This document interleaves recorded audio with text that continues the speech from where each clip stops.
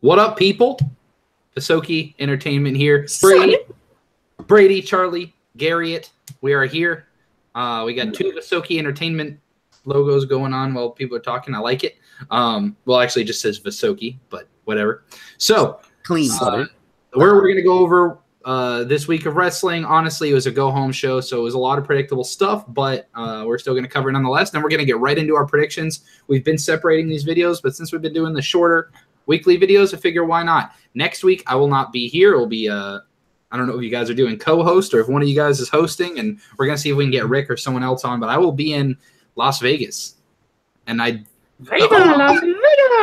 probably, unless you guys want me to go Vegas live? You're Dude, sitting there in the middle you of should be in a casino with a laptop. Brady's on his phone. Dude. I will. But the way you have to do it, you have to earn the money for the laptop by gambling first. All right, you know what? We'll talk about it. All right. Going forward, Raw this week. Be honest, I didn't even watch it, and I didn't even realize that I didn't watch it until I looked at the results, and I was like, you know what? I didn't watch Raw this week. I saw the picture of all of the people standing on the ladder, which looked interesting. Hold on. I didn't see Raw. Let me guess. Everybody took turns speaking for about 30 seconds apiece until everyone talked, and then a brawl broke out. And let me guess, one of the heels. Well, actually, no brawl. What happened was new shaved head Constable Corbin comes out and exposes some law on the people. Constable Corbin, man, with the suit. Oh, he's rocking right now, dude. Dude, are we doing this for Constable Corbin? Amen. Dude, he's rocking the end of day shirt. With Garrett's camera, sometimes it's just it helps it to have it off for him. Yeah. So Garrett has a camera, but we would rather keep it up, is what they're saying. We would rather him not be a robot this week. That's the preferred. All right, let's get right into it. Stop the presses, boys. We got some news this week. First, a couple of things coming out of New Japan dealing with a very certain Kenny Omega. So Kenny Omega won the main title over Okada. And Charlie, how many? What day reign was Okada at? Ish 720. So 2 years. Yeah. He has held the title for 2 years, and Kenny Omega won. And not only did Kenny Omega win the title, but Chris Jericho also won a New Japan title. Most people are assuming he's going to lose it back at the it's California show, I think they're doing. Yeah, the Cow Palace. Yeah. So even if he does lose it back, an interesting fact right now that Charlie pointed out, the 4 heavyweight championship belts in New Japan right now are all held by non-Japanese stars. That's pretty interesting, Charlie. I wonder, I don't know for a fact, but I wonder if that's a first. I feel like it might be. Call that Gaijin Gold. Because you got, Jay White, Jericho, the Young Bucks, and Omega. So Will Ospreay lost his belt to Takahashi. They had 5 title changes on Dominion. That's awesome. I honestly have to check it out just because. Yeah, it was pretty wild. And I can't confirm things that did or didn't happen, but as far as you wondering if things happen, we have, as far as non-Japanese stars, we have that held the title. We've got Kenny Omega now. Before that, AJ Styles held it for 144 days and then a 163-day reign. Yep. And then the person, so if all 4 championships weren't held by white boys before Omega and Styles, the last person, actually let me see. Do you guys know who was the last person to hold the New Japan World Heavyweight Championship? Brock, right? Yeah. Brock Lesnar was the last non-Japanese person to hold it. And before that, it was Bob Sapp. Jeez. That's crazy. How's it going, Trey? Welcome to the chat. Yeah. What up, Trey? And then second, also talking about Kenny Omega, WWE Network has been adding to their hidden gems file as of late, and a Kenny Omega promo made it on there. They want him bad, and I don't think Kenny's going there, but I think WWE in my opinion, this is a great way for them to be like, hey guys, check out this Kenny Omega guy. And then they want people that aren't familiar with Kenny Omega to go on Twitter and find him and try recruiting. They're hoping that social media will recruit Kenny. Doesn't that seem like that's what they're doing, Garrett? I mean, yeah, and it's actually a really smart way of doing it because he's actually good friends with a lot of the talent in WWE, especially a lot of the Japanese people that were over there with the Japanese talent for a while. The only thing I have to say about a potential Kenny Omega in the WWE is right now, obviously, it's not really possible unless you did like Omega versus AJ unification match or something. Do we ever see a Styles in the Club versus Omega and the Young Bucks in WWE? Oh, man. How about just a triple feud of like tag team titles on the line, heavyweight titles on the line, Omega's club versus Balor's club? Like, who could they get that would be club members? There's not a whole lot that would come to WWE. They could get something. A lot of them aren't really as big of names anymore. The WWE has taken all of them as far as the ones that be actually crossover. Adam Cole, if they can get Cody back, it's never going to happen. Oh, my God. You got like Adam Cole, Cody, and Finn Balor. Just toss them in there. All right. But and then the other thing that I was going to mention, I forgot to write this one down, but Triple H said the other day that he's open to doing cross company shows, including New Japan. So, yeah, I mean, if it could happen, man, it would break everything. Like even with Ring of Honor, it would be so cool just to see him do it. Yeah. So. Oh yeah. And then the last thing, CM Punk lost his UFC fight against Mike Jackson. I have been a UFC fan for a very long time. I've watched a whole lot of pay-per-views and fight nights and just little things on Fox. This may have been the worst fight I've ever seen. It was almost insulting as a fan to have to watch this for pay-per-view. I feel really bad for people that paid money to see this. Dana White came out and said he regrets not putting that fight on Fight Pass because it was a 3-round fight and Mike Jackson and CM Punk were both gassed by the end of the first round. And people said, oh, Mike Jackson was just toying with him. He's so much better. I do not buy that for 1 second. For the simple fact of if Mike Jackson, because people are like, oh, Mike Jackson just wanted TV time. Okay, if you're Mike Jackson and you want to make a name for yourself in the UFC, what's a better way to do it? Have a really terrible fight that goes 3 rounds with CM Punk and have everyone mad at you that the fight was awful, or knock CM Punk out in 30 seconds and be the guy that knocks CM Punk out in 30 seconds. Yeah. The people that say that Mike Jackson toyed with him for 3 rounds and like let CM Punk get into the fight. Probably people that didn't watch the fight. All right. Let's talk some first class segments, boys. Some stuff that we really, really enjoyed this week on either Raw or SmackDown. Garrett, let's hear it. Stuff we enjoyed. What did I have? Oh yeah, sorry. My mic's being weird. All right. So the SmackDown match. Sorry, I'm losing my train of thought here. The SmackDown match: Samoa Joe versus Rusev. Now, instantly when you think about this match on paper, you're like, okay, but who wins? How does it benefit them? Ultimately, what your brain comes to, and this is what I came to by the end of the match as it was coming to the end, was Rusev has to win this match just because he's got so much momentum, and Joe has proven time and time again that no matter who he faces, he pretty much comes out good on the other side. I really enjoyed this match. It was really brutal. They both have that sort of I would never call either of their styles really strong. You could make that argument for Joe, but I mean, they're just sort of like a brutal style, if you will, kind of like the Sheamus and Wade Barrett, that style of wrestling, which makes sense for Rusev, but Joe's just came up with back to his size. I don't know. What you guys think? I thought it was a really good match.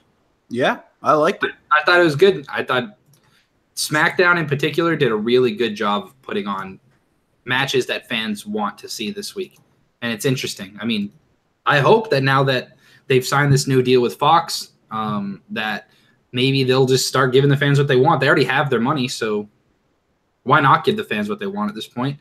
And I think the 3 matches that we saw, one of which is going to be my best segment, I think they did a really good job. So my favorite thing this week was also on SmackDown, Daniel Bryan versus Shelton Benjamin.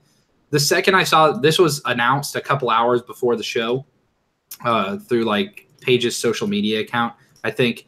And I don't know. I always say like Samoa Joe, we were just talking about him. I always stop and watch Samoa Joe promos because of the intensity he brings. This match made me stop. I just kind of had it on my other screen because I have a dual monitor setup, and I usually like playing games or streaming or something on one screen, and then I have like wrestling up on the other. I stopped playing games and watched this whole match between Bryan and Benjamin. I'm very glad Shelton Benjamin is a singles wrestler. I still think he's got a mid-card title run in him, but they can both go, and I thought they're two of the best storytellers, and I know Shelton Benjamin has lost a step. He's not what he used to be, but I still think he's a great in-ring storyteller. Charlie, what'd you have? Very true. So I'm going to do something a little different this week. There's a whole lot of wrestling. Hold on. Is it Corbin and Ziggler? Wait, no. Now I'm back. You could go Corbin shaved head though, but no, there's a lot of wrestling in the world, and sorry, Ziggler and McIntyre. What the hell am I talking about? We're just talking about Japan. So I'm gonna go Omega Okada 4. I've watched that, and I don't know. Some things you really can just sit down and enjoy yourself watching. And when these two were in the ring, I enjoy it every time. It got 7 stars. Meltzer said after the match, he said it was the greatest thing he's ever seen, and it probably will be the greatest wrestling match of all time. I bet you that man cried in his living room. He might have. But how many did it get? It got 7 stars. Can we just say those ratings are basically pointless at this point? They are. That's just how good wrestling is this past couple of years. He's been doing these ratings since the early 90s. I think maybe even before that. And that just shows how good wrestling is right now. And we got TakeOver tomorrow and Money in the Bank Sunday. It's stacked. I thought the match was in the car. 7 stars? I don't know, but hey. Did you guys see the Brian Alvarez tweet where he said, like, I can't even remember what it was. It was like, oh, we get to see this on TV this week. What a time to be alive. I was like, I don't know, man. Like, whatever. Moving on. There were some things that were a bit unfortunate this week on WWE television, as there always is. And Charade getting on the top. Really, this is all you gotta say. Here he goes, crossing himself. Jesus. It's painful every week. If I ever entered a wrestling ring. I honestly didn't have. Okay, now let me preface this by saying this. I did not choose a segment this week because there was nothing bad on WWE television, because I'm sure there was some atrocious, awful stuff. I simply just didn't pay enough attention to wrestling this week to be able to bash something. Although, I have to say, it was a stupid decision for SmackDown to have 3 amazing matches on the show and then end it with a 10-woman tag match. Yeah, it was. Garrett, what was crossing itself this week as a segment? So the Riot Squad were on Raw this week, as they tend to be. And the way they opened their segment when they were walking into the ring was to cut a man's tie that was standing in the back with scissors that they just also. So by the way, I just want to throw this out there. I just remembered this. They were basically running with scissors. And then they used them to cut a man's tie, and then they ran off with the scissors. So they're a terrible influence on kids for running with scissors. And do you know how expensive ties are, bro? I have to wear ties like every day at my job. Well, you missed it. Sarah Logan was like, dude, if a kid walked in and cut my tie, jawed on sight. That kid's going out the window. No. Dude, I live right. My classroom's right at the front of the school. I could toss a kid in front of a bus in about 30 seconds. Okay. And after that, we will see you guys next week. We're going to prison, so hey, man, I wouldn't do it. All right, but my worst, it goes to Raw as well. I mean, is that anything new? I think that's 30 weeks in a row. Hey, no, dude. About 2 months ago, we were talking about SmackDown was like the worst show in the history. You're right. I just thought the beginning of Raw, man. You got all 8 standing out there on the ladders, taking 30. A couple years ago when they did this, you remember that with Ambrose and Alberto Del Rio and Owens? It was like, there's no way. it's kind of one of the meme segments that's always talked about. They did it again. I mean, you can only do so much of Kevin Owens and Strowman being funny, but it was cringy. Like how Garrett was talking about cringy with the Riot Squad.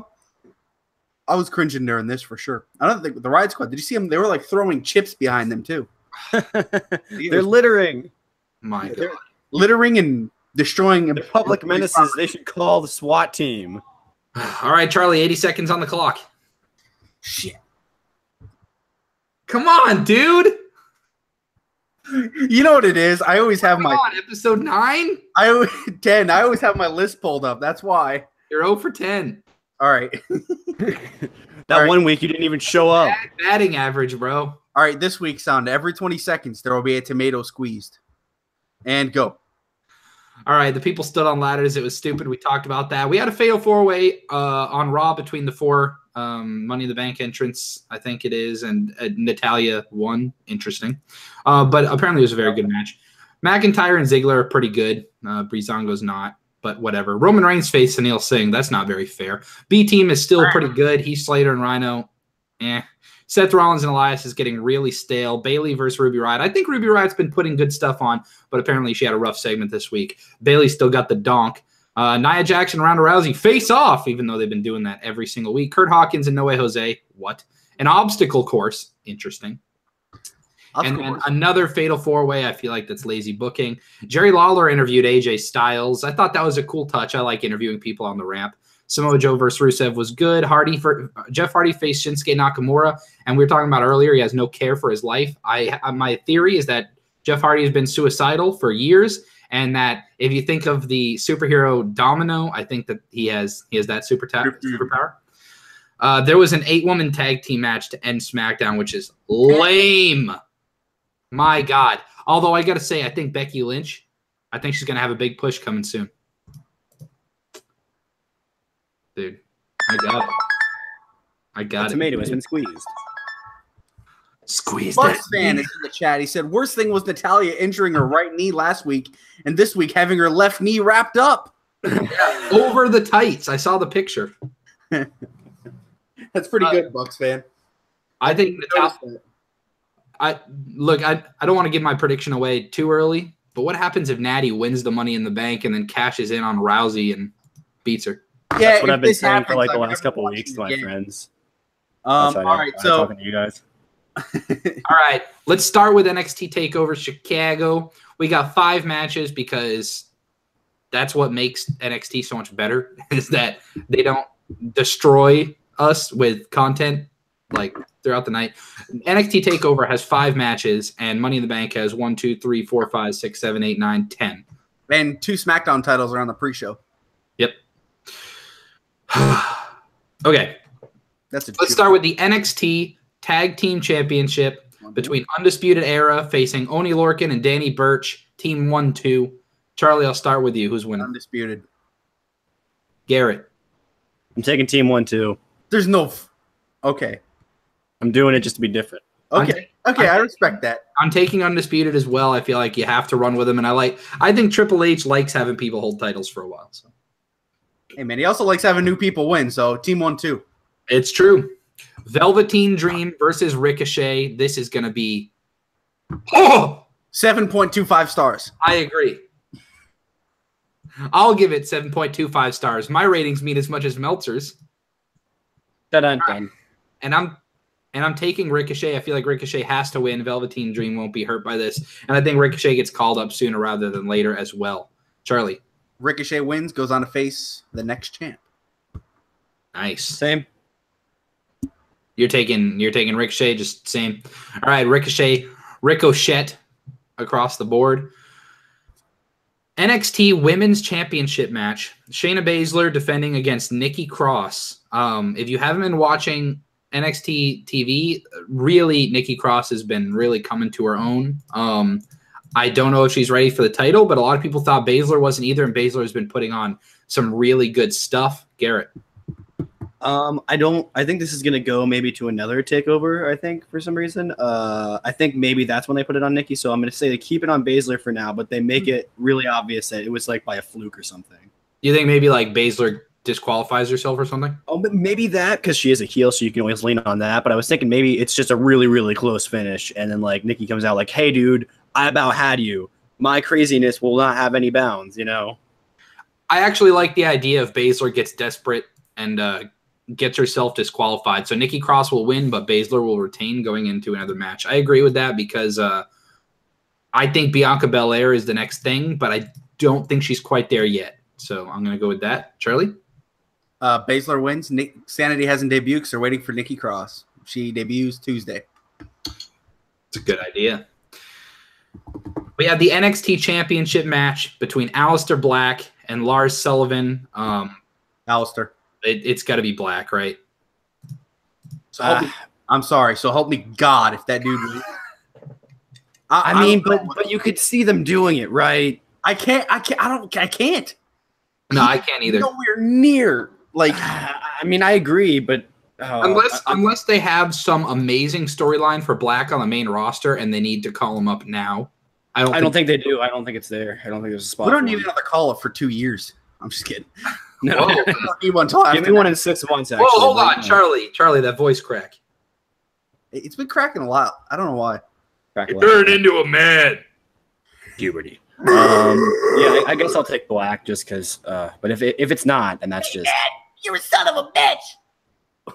And then I gotta say, this match is gonna go on last, just like it did last Takeover, and it's probably gonna run super over. And I think 7 stars. This match might go over an hour. I just have a feeling. Oh.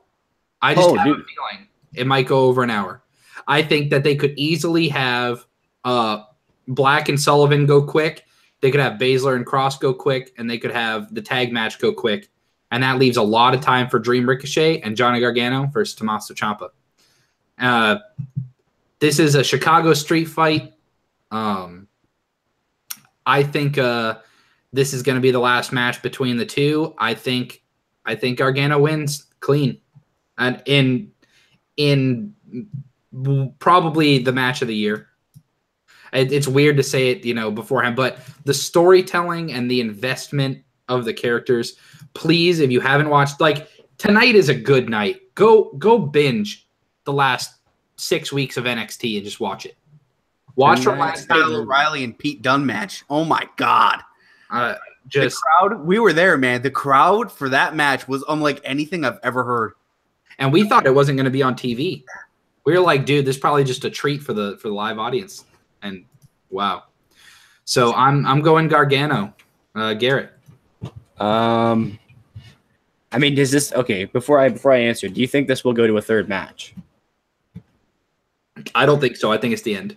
Then I'll take Gargano because he ultimately needs to get the rub in this. I feel like. I mean, if you think it's going to another match, then you could take Ciampa. Well, I just wanted to know. I'm going to do that thing you were talking about and catch up. I haven't really been watching, but I know the basis of the storyline, obviously. I mean, they've been saving this match. The reason the last match ended the way it did was because they wanted to end it in Chicago, where it all began, right? All started. So right. Then I'll take Gargano. No, because I was trying to remember all that stuff really quickly, but yeah, I guess it makes sense for Johnny to win. And I think whenever they get called up, I think Gargano should debut, and Ciampa should come out right behind him and bash him over the back with a chair. Yeah. Charlie, who's winning the match? Ciampa. Any reasoning, or that's just your gut? I feel like he's the next guy. I don't know. I feel like you go one. Oh my God. Are you talking Ciampa and Black for the title? Yeah, I think you go that with Black and Ricochet. Dude, that's a match right there. Someone will die. That is someone will die match because both of them are so brutal. Ciampa's honest to God, next to Cody. Cody's the biggest heel in the world right now. Ciampa is probably the second. They're probably tied. You know what I mean? Ciampa's the biggest heel in WWE by far. Oh, I'd say, for people who were arguing for a while, there was only a couple of true heels. I think it's him and Samoa Joe are the top two. No, I don't think Joe is. Joe gets cheered. People like him too much. Doesn't make him. I mean him work wise. I mean, no one works heel anymore. I see what you mean with that. I don't. Tommaso Ciampa. I think the way to go is you have him beat Johnny, and then you have him go beat Black. He's your guy. Can I just say, real quick? Let's talk hypothetical. Let's say NXT had a Money in the Bank match. Oh man. Okay. You take Black out because he's the champion, and well, let's say Black and Sullivan happened to go on, and you took Gargano, Ciampa, Dream, Ricochet, Adam Cole, Pete Dunne. No, EC3.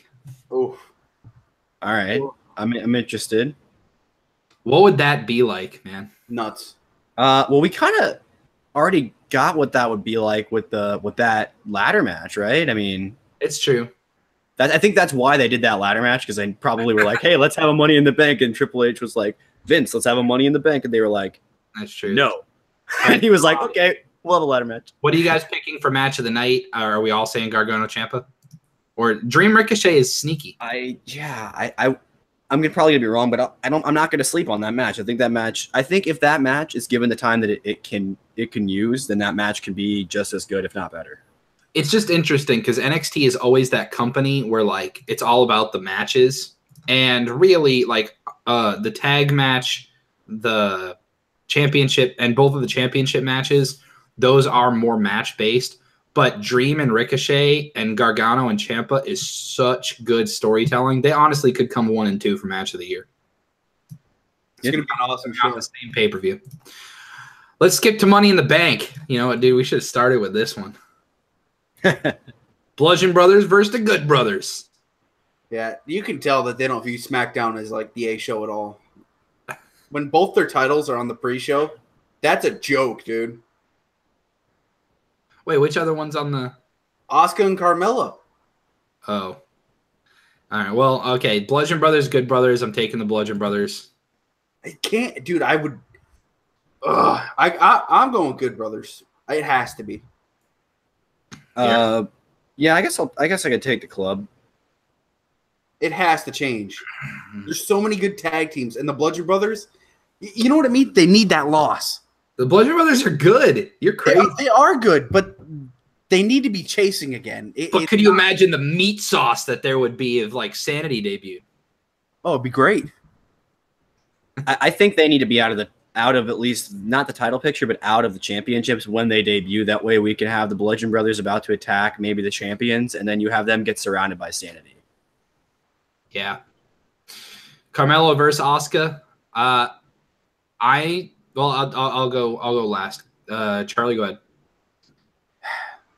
I can't believe this is on the pre-show. Carmella. Garrett? I guess it depends on who's going to win the women's Money in the Bank a little bit, right? Because this match isn't going to be featured in that at all. So you almost wonder if there's going to be any kind of cash in on this show. How's that going to work with this match being on the... Oh, they're setting up the Raw titles. Right, so yeah, I guess it doesn't really matter who wins this match. I mean, I'm not going to take Asuka because they're kind of trying to go with this power scaling logic. I don't know how familiar you guys are with the terms power scaling in like comics, and I think some books use it too. Basically, the idea is that two characters in a comic book, one person can defeat one person, so that person, whoever that's defeated, you could also say they would defeat them too because they defeated the person that defeated them. Same concept in wrestling gets used a lot. If A beats B and B beats C, then A beats C. Exactly right. It's like basically math anyway. But yeah, I mean like, so by power scaling, Carmella is the sickest chick in WWE right now besides maybe Ronda, so which is weird. I'll tell you why it has to be Carmella. Because look at the best women, let's say not talking about a heel turn or face turn at all. Look at the women on SmackDown right now. The next contenders in kayfabe as far as the best women would be Peyton Royce would be the one heel. So if Asuka wins, it has to be Peyton Royce next in line. If Carmella wins, you could have Charlotte, you could have Lana. Really, she'd probably get a face reaction. You could have Becky Lynch. I just think, Nikki Bella if she comes back. I just think it has to be Charlotte or Becky next in line to get that, because I do not want to see like Asuka versus Sonya Deville. I don't. So Asuka versus Mandy Rose. Yeah, I guess I'll take Carmella as well. I'll take Charlotte. All right. That's what all right. And this also means that if it's on the pre-show, then no one can cash in on this match. So, yep. All right, let's start off. I think they're going to start off with the women's Money in the Bank match. We have Lana, Natalya, Bliss, Charlotte, Ember Moon, Becky Lynch, Naomi, Sasha Banks.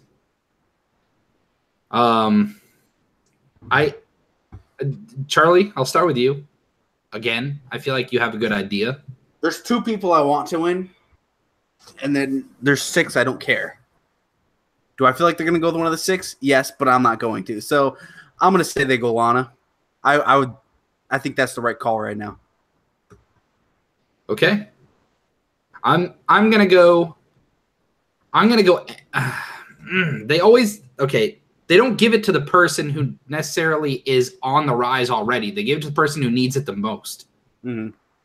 Which is why they're the most certified. Which is why, unfortunately, I feel like they'll give it to Natalya. Oh my God! I'm gonna go with who I want to win. I think Ember is. That was my other out of the. That was my other one. I want Ember to win. I'm going Ember because I wanted to win. Garrett. Yep. So you guys both went the way of who you want to win. I'm going to go with who's going to win, which is Natalya. She's going to win. She's going to cash in on her best friend, and that's going to be Ronda's first title feud. It's Natalya thing, and that's how it opens the show. I'm going to bed. Ronda's first title defense or her first title win. Her first title reign only lasts like 30 seconds and gets beat. But then she ends up beating her eventually and just becomes champion, so it all becomes pointless. The thing that sucks when they cash in like right away is just it ruins it because then you don't. That's what's fun about the Money in the Bank. You have someone just stewing around. You know? Yeah. Plus, it's a free in-ring weapon for like 6 months if you want. You know what I mean? You don't even have to have them ever use a chair or anything. That can just be their weapon. Exactly. And it makes for good airport stories because they make them. They make them bring. They make them take it everywhere. Same with the championships, dude. It's weird. Yeah. All right, so we're going. Who do you say, Charlie? Lana. So we've got Alana, Natalya, and Ember Moon. So that means we're thinking. I think Bliss is the favorite right now, or not Bliss. I think Sasha Banks is the favorite right now from a lot of people. That's what I've heard. Yeah. So I think that would be a good one. I think that they're only. I do not want to see Natalya, Bliss, Charlotte. I don't want it to be Banks, Charlotte, or Bliss. They've won the belt over 4 times in 2 years. I would kind of like to see Naomi win the title too. That'd be fine too. I don't know why. It would be interesting. All right, let's stick with the women here. We've got Nia Jax versus Ronda Rousey for the Raw Women's Championship. I think that it's possible Natalya could come out and cost Rousey the championship. That's exactly the way I'm going. So I think Nia Jax is going to win, and that leads to Rousey and Natalya. But Jax can hold the title because I don't think Rousey's ready. So you're agreeing with me, Charlie? Yes, Nia Jax is holding the belt. She's leaving with the belt. Garrett. Yeah, I'm going with the pick that I made just now, which is I think Ronda's winning this belt and then immediately losing it. I think they're going to do some terrible. They're going to do some terrible acting in it too. I think they're going to do the whole. Natalya's going to come out and pretend that she's helping, and do that. And then 3 weeks later on Raw, she's going to do the. It was my plan all along. You don't deserve it. No. You know what they will do though? They're going to make it seem like Ronda can't cinch that armbar in for some reason. For real. That probably is going to be what they're going to do. She's going to get it in, and then they're going to do the spot where Jax is going to yank her arm back up and pick her up and slam her for the win. To be honest, they've probably been practicing this match for a month. I'm sure it'll be fine. Oh, I think it'll be good. It's just going to be a lot of weirdly bad storytelling in it. Roman Reigns versus Jinder Mahal. I'm taking Reigns. Reigns. Bobby Lashley versus Sami Zayn. I'm taking Lashley. Glorious. On the pre-show. Sorry, but how? Hold on. Aaron just yelled glorious over Bobby Lashley. We talk about. I wondered if you were going to notice. Are you taking Bobby Lashley? Because you Train can't roll. take Bobby Roode. Are you taking Lashley, Garrett? Yeah. Okay. All right. Seth Rollins versus Elias for the Intercontinental Championship. Charlie. Rollins. I will also take Rollins. I think he's too hot right now. He's white hot. He's probably the biggest baby face in the company right now, to be honest. Yep. Garrett. I'm gonna take the glorious Seth Rollins. Perfect. We have the men's Money in the Bank match. Samoa Joe, Kevin Owens, Bobby Roode, Braun Strowman, The Miz, Rusev, Finn Balor, and an unnamed member of the New Day, unless they named it on SmackDown, but I didn't see it. They didn't. Okay. Garrett, I'll start it with you. Oh man, who needs this out of this group? It can't go to a face, right? That it doesn't really serve the male faces as well. It can be used to make a turn if you like. Come on, internet. It always seems to be more interesting. Just get it. We can hear you. You're fine. Garrett? I'm back. I'm sorry. No, we heard you fine. Oh, really? Yeah. I couldn't tell. Anyway, what was I saying? Oh, yeah. So it doesn't really serve the male faces as well, generally. So can you just give me a list of all the heels in this match? The actual, like, just heels. Yeah. So we've got Samoa Joe, Kevin Owens, The Miz, and Rusev, technically. But Rusev's really more of a face. But by actions, he's so if you're going true heel, Joe, Owens, and Miz. Okay, so out of those three, I don't think the Miz needs it. I think he could go after the IC title again, and I don't think anyone would honestly even care at this point. I'm gonna say that Owens also could go after I think even the Universal title at this point, or not the Universal, the WWE title. Sorry, at this point, and No, he's on Raw, right?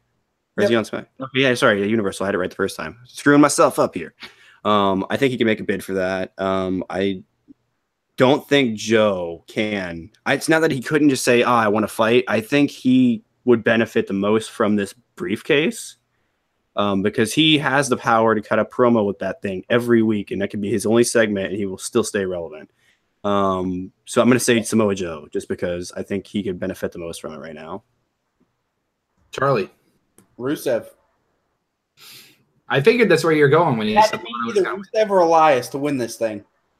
It's Rusev or Elias or bust. I forgot to say glorious Samoa Joe. Rusev. Elias isn't in it. I know, that's what I'm saying. So going into 2018, to win this briefcase, it had to be Rusev or Elias, or it was a bust. Those are your two guys, man. You have to do it. If you don't have Elias win gold, which I don't think none of us are thinking he will, Rusev has to come out with this case. Glorious Rusev. I don't see how anyone else in the company could benefit more than Rusev right now with this thing. But hear me out. Hypothetical booking decision. Okay. All right. SummerSlam is August 19th. In between there, we have Extreme Rules and then SummerSlam. I think we are leading to a match between the New Day over the rightful winner of the Money in the Bank briefcase.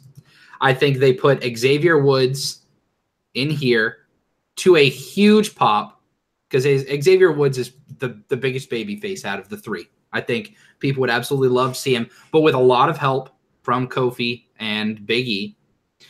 And I think somewhere along the lines, Big E becomes very jealous. So I think they freebirded around. I think there's an attempted cash in like every week. I think it starts off as comedy. I think Xavier Woods tries cashing in and then gets knocked out, and then Big E tries cashing it right after. And I think they play off this for a while. And then I think Big E is the first person that starts to become – he wants to be the only person with a briefcase. We see that selfish side come out. He turns on the other two. The other two go against him, and then somewhere along the line we see dissension between all three of them, leading to a triple threat match at SummerSlam. to determine who actually gets the briefcase to themselves. And I think that's how we get it. And I think probably Big E comes out on top as the heel, and that's how we get the heel Money in the Bank winner. And I think that would be the most interesting way to do it. I don't think that's what they're going to do, but I would like to see them do that. So, and then finally we have accidentally opened PowerPoint. And then finally we have the WWE champion, or actually we have two things. No, we just have one. That's right, because Lesnar can't be bothered to defend his title. Lesnar versus the couch. And Jeff Hardy as well. So we have the WWE Championship match, last man standing between AJ Styles and Shinsuke Nakamura. I don't see a situation in which Shinsuke doesn't win this match. I think he has to win the match. I think it's been established that he's the brutal one between the two. Styles has been champion for a long time. It's great. But where does Shinsuke go from here if he doesn't win the title? I don't want to see Shinsuke become nothing. So for that fact, I'm taking Shinsuke Nakamura. Charlie. Shinsuke all day. Do you think this is going to main event, though? I think so, yeah. Okay. They don't want none. Garrett's going AJ. I got to go with the boy. I as much as I love Nakamura, AJ will always and forever, ever since TNA, when I first saw him do crazy flippy dive stuff, I was like, what is this man? What? But no, so Garrett, you have Good Brothers and Styles both being champions. Are they? Oh, I should have gone with Finn for the Money in the Bank. That would have been great. Just get all club people. Oof. That would be an interesting show. The entire club wins everything, and then they just show up on Raw on Monday as the entire club together. So let me think. Debuts. The only matches that we were 100% together on for Money in the Bank was Rollins over Elias, Lashley, Reigns. The glorious Bobby Lashley. Oh, dude, we didn't even pick this. This is main eventing, bro. Daniel Bryan versus Big Cass. I'm taking Bryan. Brian. Another one we're all unanimous with. Yeah, he has to, dude. Big Cass kind of sucks, to be honest. Yeah, he's not hitting the Dude, right. he's 7 foot tall, and you can't. Oh wait, you can't say that anymore. He's doing the correct thing though. Like Big Cass, his character is that he's 7 feet tall, and that's all he has going. And people aren't realizing that that's his character. That's the whole point. Is he's supposed to piss you off because that's the only thing he has going for him is he's 7 feet tall. True. I think it's great. So, whatever. All right. Well, Corbin. So next week, if I decide to call in belligerently drunk from Las Vegas at a poker table, then we'll try to make it happen. If not, then these two will either be doing just these two as a duo, or Probably that. More maybe getting Rick or someone else. Sean John might be down, but You got the brother protective agency coming in for the save. Protect the Moose. Protect the Moose. Episode 11 is Protect the Moose edition. All right. Should I go see a movie tonight, guys? What movie? Or you could play some Fortnite with the boys. Dude, I don't know, man. Is Brandon gonna play? Me, you, Rick, Trey, dude, the squad. That's the squad I want. That's what we'll play with, and we'll get some fucking. Whoa! Whoa, brother! Whoa! End it! End it! We out.